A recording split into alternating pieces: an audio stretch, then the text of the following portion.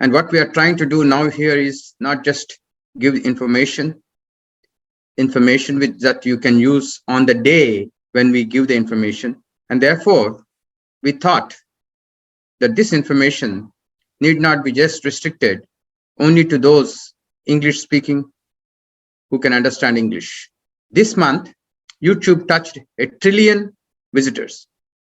What it means is anything that we want to say, unless it reaches a few million, it has no value. It will be suppressed in the large noise.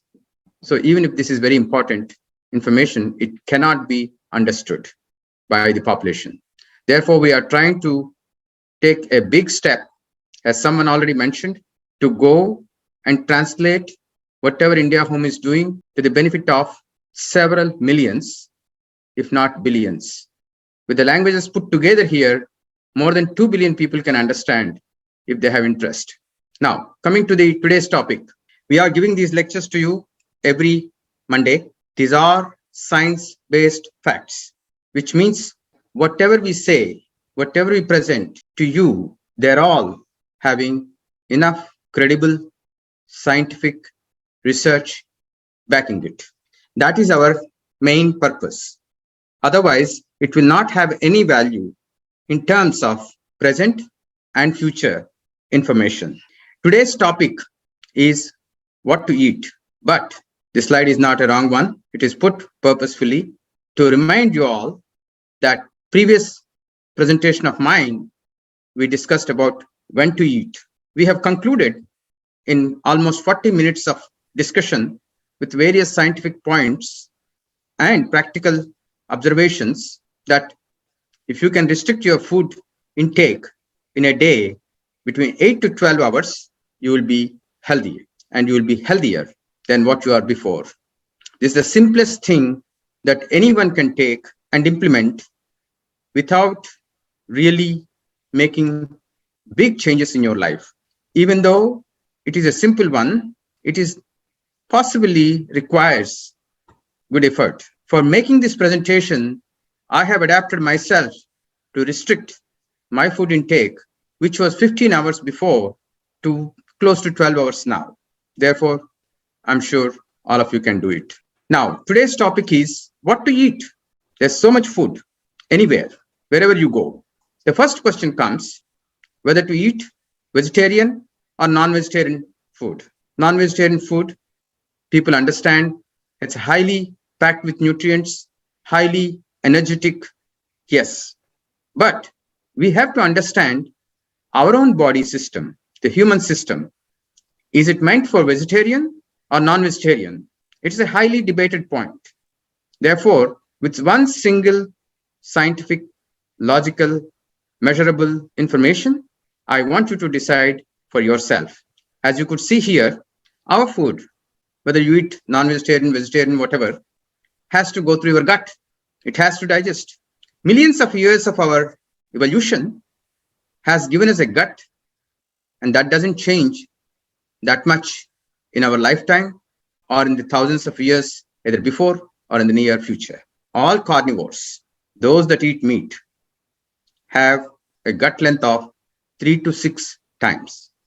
All herbivores, those animals which eat only vegetables or vegetarian material, have 10 to 12 plus, depending on the animals. All of them are not here. 10 to 12 plus to their body size in meters. And humans have approximately 10, maybe to 11 times their body height. Therefore, it is very clear we are not exactly like animals that eat only meat. We are not exactly like herbivores, animals, which eat only vegetables. So you choose to the extent that you can, and considering the gut length, we are more towards vegetarians than non-vegetarians. There is another proof that is right in your mouth to decide who we are, carnivores or herbivores. As you can see, carnivores have to have sharp teeth. Otherwise, they can't eat meat, meaning hunt and eat, not like the one which we take it from the fridge. Omnivores, both, they have the flexibility of such kind of teeth that can share the meat and also have the vegetables eaten well. Then herbivores exclusively have flat teeth to eat vegetables. There is a category of animals, frugivores. They eat fruits, vegetables, and nuts. And coming to humans, as you can see, we have a very flexible, reasonably towards frugivores, fruits, vegetables, nuts, and herbs, and meat that is processed. So with this information, one can decide to what extent they can eat vegetarian, non-vegetarian food. There's another important question that all over the world people have. If you are a vegetarian, would you have strength? Would you have muscle? This question was posed to me many places in the world, wherever I went.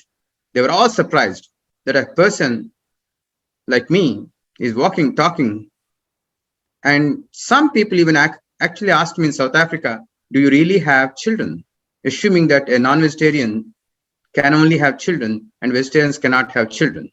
I can understand the Bolivian or some illiterate people, but my own professor in Paris, Dr. Dominique Laby, was shocked that I'm not a non-vegetarian. And she said that if you have to live in the northern countries, she's a very well-respected scientist in the world. She knows India and other countries very well.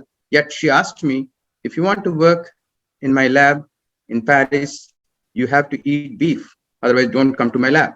Those kind of notions are there in the highly educated people and the lay people. Obviously, I did not eat beef. I did not go to lab, but still I finished my PhD. Though never anybody asked my PhD degree. If you want to see for a proof, I can send it to Kavita and India Home team and they can show it to you. Coming to the vegetable food items, at least there are 7,000 edible food items. And we have a database of food database 728. Indian food database has 528. Worldwide, cultivated vegetables or grains are 200. Widely used food items are 30. Mostly used food items are only 4. Rice, wheat, maize, potato. And you know for sure what we individually use the most. Only one, rice or wheat. So what is the consequence? This is the consequence. The world entire suddenly woke up in 2017 presentations by various scientists who worked in thousands and thousands of databases from across the world for 5 years and calculated, gathered, debated, curated, and finally everything was filtered into one single graph that is shown here, which nobody refuted since 2017. It is discussed and 2019 it is published. Until now, no one said that this is wrong. This is the most powerful scientific information to tell us that we have to focus on our food if you want to have better health. As you can see here, cause of death, diet is the risk. All this kind of blue thing is about your food and food related problems. So if you remove that, certainly people will not stop dying, but they will live a good, healthy life. Then let's see what is food. Most of you know what is food in terms of various names, but scientists have identified in the last 100, 200 years, and in the last 50, 60 years, a high focus is put on this understanding of the food. Food, people understood, contains proteins, fats, minerals, antioxidants, vitamins, and carbohydrates. Why did this kind of a classification came into existence? Because just like the IT boom now, in the early 1900s or late 1800s, there was a chemistry boom. Plenty of bright minds joined chemistry with the hope that they will get good jobs. And obviously, like IT industry saturation, chemistry industry saturation let them go to other areas. And most of them came to food, nutrition, health. And they have a different approach for life and understanding. Every chemist wants to break it down, all the molecules, into the simplest molecule and study the molecule and understand the molecule and then reconstruct the whole thing from the molecular view. That is called reductionistic approach. Reduce everything to a molecule and understand. Therefore, we got this kind of protein, fat, mineral, antioxidant, vitamin, carbohydrate about our food. Until then, we never had the entire world, not just Indians and Ayurvedic people. We never had the constituents of food as the key guiding factors for our health. In the recent time, the constituents of the food have become the guiding factors for our health. Then what's the result? Here is a simple landmark or most important experiment. The experiment is, Dr. Campbell did this experiment. The experiment is taking a mice that has a gene predisposed for giving cancer, which means if you grow these mice in a normal way, giving good food, it will definitely get cancer. So what he did when he was shocked that a lot of Indian and other countries like Vietnam, they don't take enough protein. So he wanted to prove that not taking protein is bad for health. So he did this experiment. He took those mice, give them 20% protein and a low 5% protein. The mice are having a gene predisposed for cancer. And in few weeks, he saw every mouse that was given 20% protein developed cancer, and every mouse that took 5% protein did not develop cancer, even though it is predisposed to get cancer. This experiment was done in late 70s, repeated several times all over the world, and established that this is a remarkable health diet link. Even if you are predisposed for certain diseases, depending on what you eat, how you eat, when you eat, make all the difference for your health. Disease is not as simple as what is taught in the medical schools today. It is a highly complex web. If there is a gut dysfunction, that may cause a disease, but that disease will affect various other activities. Every single slide or every single point that I'm trying to tell you needs at least an hour to discuss if it were to be a regular presentation. But in view of our health and food connection, I'm trying to give the main points. And if any one of you want, we can have separate sessions to understand this in detail. So it is the root cause of a disease that actually should be tackled rather than the symptom. You have a heartburn. If you take a pill, it doesn't mean it will go away permanently. But there is something that is happening here at the root level that should be taken care of. Otherwise, your heartburn will come back again or may result in another psoriasis or autoimmune inflammatory disease. So the most simplest understanding is your body is one single entity. Anything that comes to you as a disease cannot be simply taken away by one single pill because all these systems are interlinked. In the previous presentation, you saw how every single organ, their timing is affecting your health. In the same way, every single aspect of the disease is interlinked. Then what is the proof that every single link is connected? And all these links are the ones which are causing you disease. Recently in 2019, Harvard published a report. Taking all these factors into consideration, the cardiologist at Harvard said very simply to their patients, please take some fruits. A 1 year long advice like this, they calculated it has actually reduced $50 billion in healthcare costs of hospitalizations, surgeries, and various things for their patients. Just one suggestion: take extra fruit. And therefore, this is the proof to say that food is key and you have the ability to control it to have better health. So what kind of food are we eating? This is mostly South Asian group. So I have taken this example from the Lancet Commission. Lancet Commission found that South Asians are on average are undernourished. This is absolutely true if you just look at your own personal family, friends, relatives circle. It is not the money. It is not the poverty that is causing the malnutrition.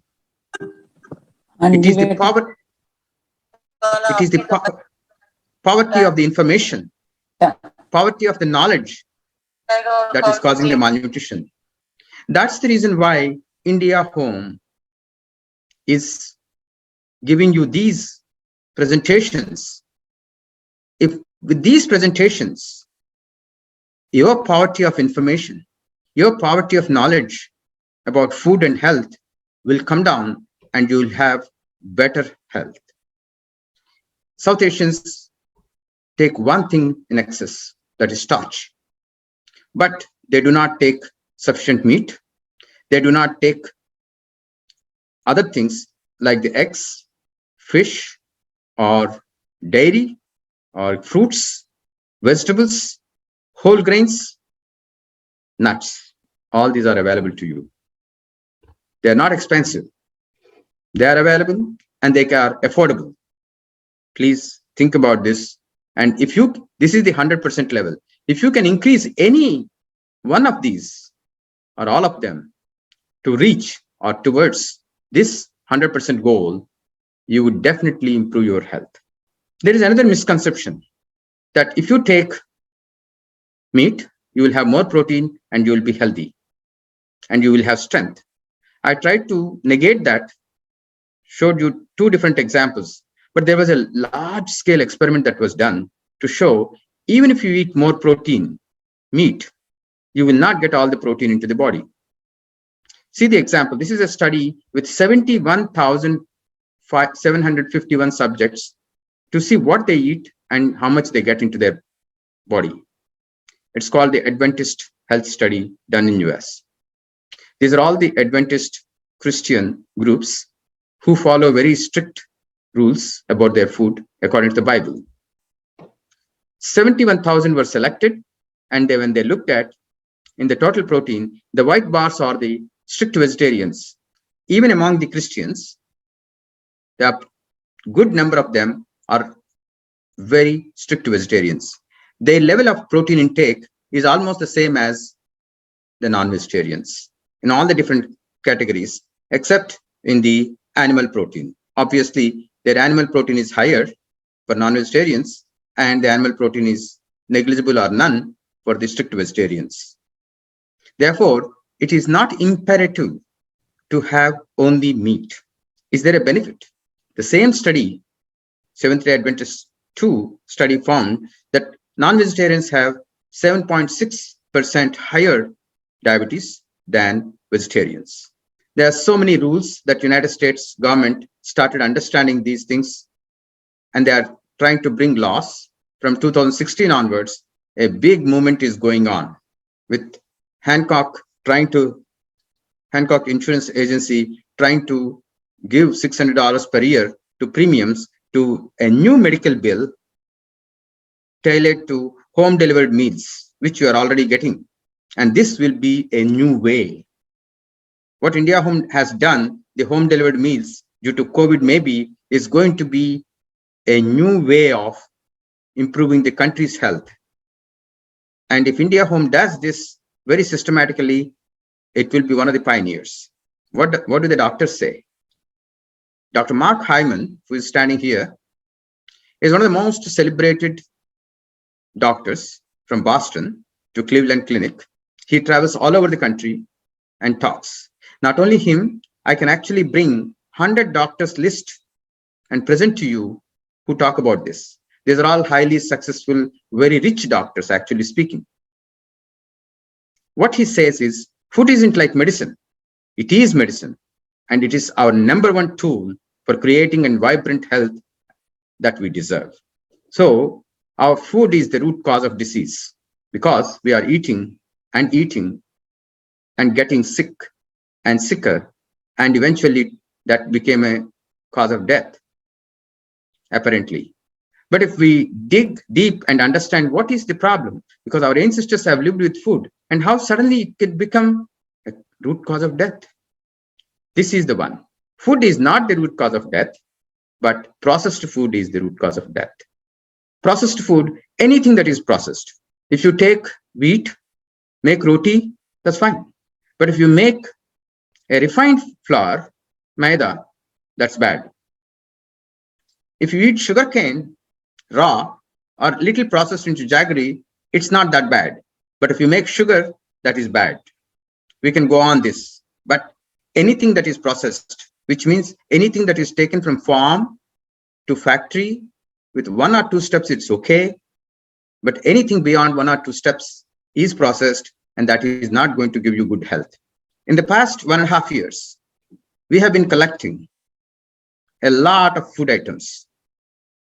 Keshav, Nikhil, and few others here on this call today, and several more along with me, roughly about 20 people, have been working with me, collected more than 10,000 plants. Keshav's database holds more than 10,000. But we realized 10,000 cannot be understood even by us, sitting all day and all year.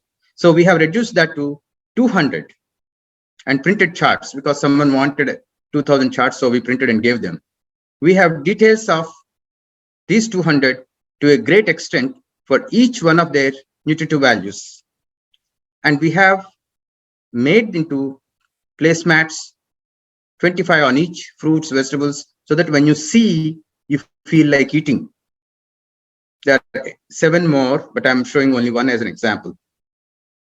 Another very important area, another team of my students have worked with me for several months and collected 40 different pulses. I'm sure you ate pulses, dals, but maybe 10. If someone had ate all the 40, I'll be very happy to sit and talk to you. And there is another misconception that plant protein doesn't contain all the amino acids, essential amino acids. Therefore, you have to eat meat. No.